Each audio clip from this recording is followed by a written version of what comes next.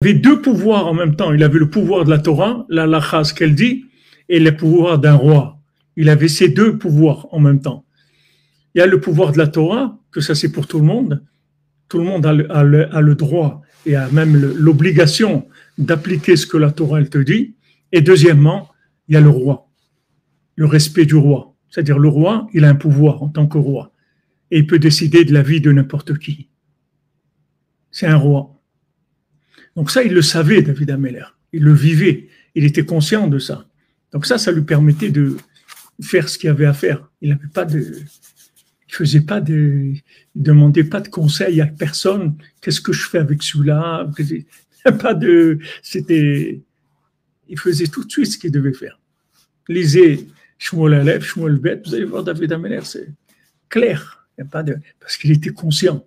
Le problème, c'est que l'exil, il nous a enlevé la conscience. C'est-à-dire, petit à petit, on s'est habitué à vivre dans des systèmes de cause à effet.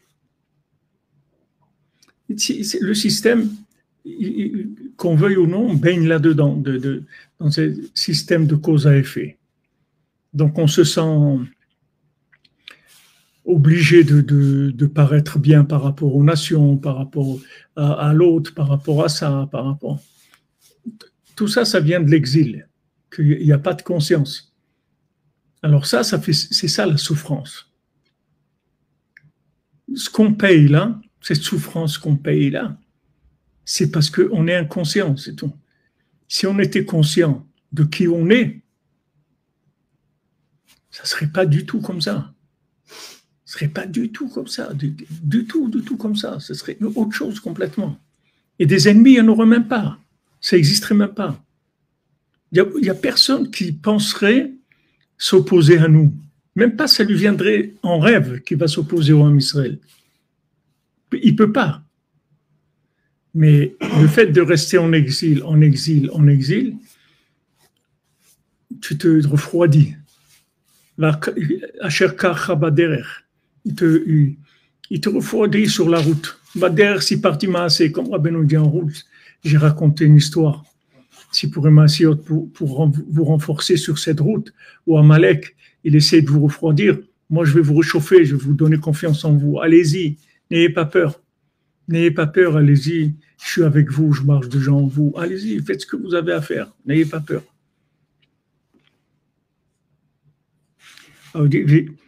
Et quand Hachem, il veut avoir pitié du Ham Israël, ou le Hoshi'am migalutam, et Hachem, il veut les délivrer de leur exil. Il veut mettre fin à ceux qui les font souffrir. Comme maintenant, Hachem, il veut mettre fin à cette souffrance-là. Azai mamshich alehem hashgacha. Qu'est-ce qu'il fait Hachem? Il amène sur le Ham Israël de la providence. La providence. La providence, ça veut dire comment maintenant on peut définir la providence, c'est-à-dire donner un exemple de la providence. C'est comme si tu dis, il y a plusieurs façons de surveiller une personne. Il y a maintenant, tu peux surveiller une personne par les déplacements de sa voiture, où tu peux mettre des caméras dans son quartier, où tu peux mettre une caméra chez lui, où tu peux maintenant envoyer quelqu'un qui va être avec lui tout le temps, un garde du corps, qui ne le lâche pas, qui est tout le temps à côté de lui. Donc maintenant, Hachem, il a des niveaux d'intervention dans la surveillance rapprochée du Ham Israël. Il y a des niveaux d'intervention. Il y a une surveillance qui est comme un drone, il y a une surveillance qui est plus proche.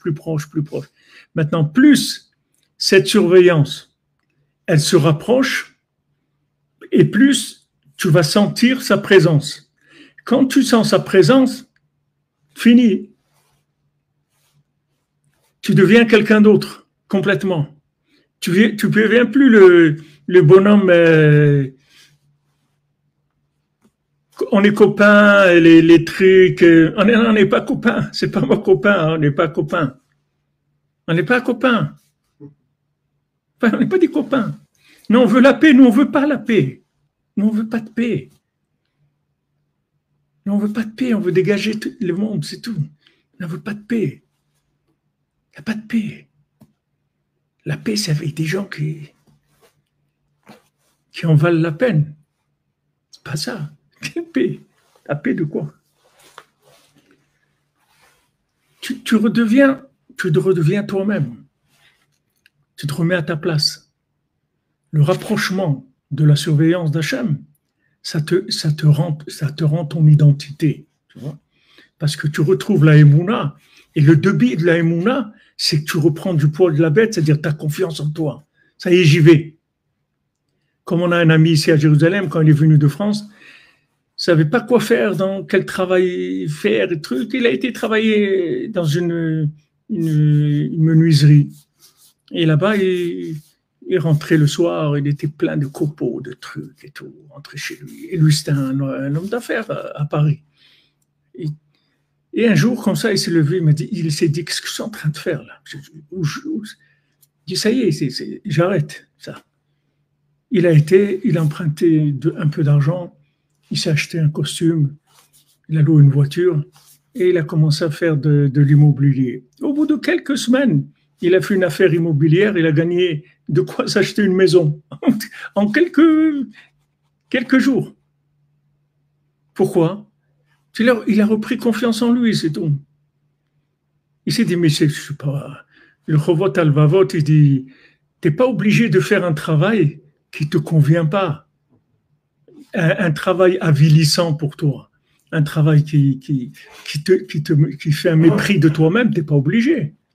La parnassa, c'est Hachem qui doit te la donner, c'est pas toi. Toi, t'es pas obligé de ramper pour avoir de la parnassa. Je rampe pas, c'est tout. Ça, je fais pas, c'est tout. Ce travail-là, je le fais pas. Hachem, envoie-moi quelque chose qui me convient. Ça, je fais pas.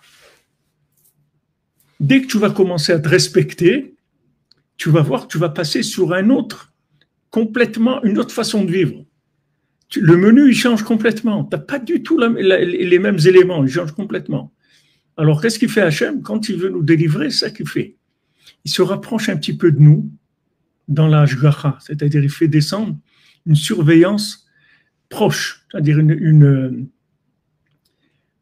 parce que quand on dit Hashgacha pratit, comment on dit Hashgacha en français, hein? Voilà, la providence. Quand on parle de providence, c'est un mot, c'est pas trop ce que ça veut dire. Alors, c'est pour ça que je vous emploie le mot surveillance.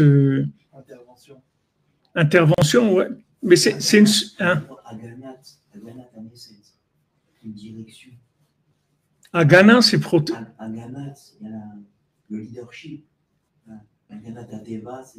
Agana, c'est la protection. Les Hagen, c'est protéger. Non, ici, c'est. Hashgacha, ça veut dire que maintenant, c'est comme. C'est comme si tu as quelqu'un, des parents, ils te disent, bon, je te surveille de loin, je vois un truc. Et il y a quand il te prend la main, tu vois. Il te prend la main. Donc, t'es un truc, tu comprends. Par exemple, quand tu es un enfant et tu vois une bouteille une canette vide par terre.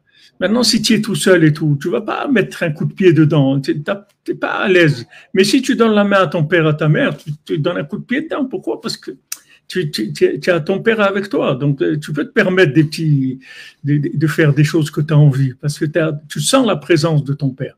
Ça, c'est très important. Alors, voilà comment Hachem il fait.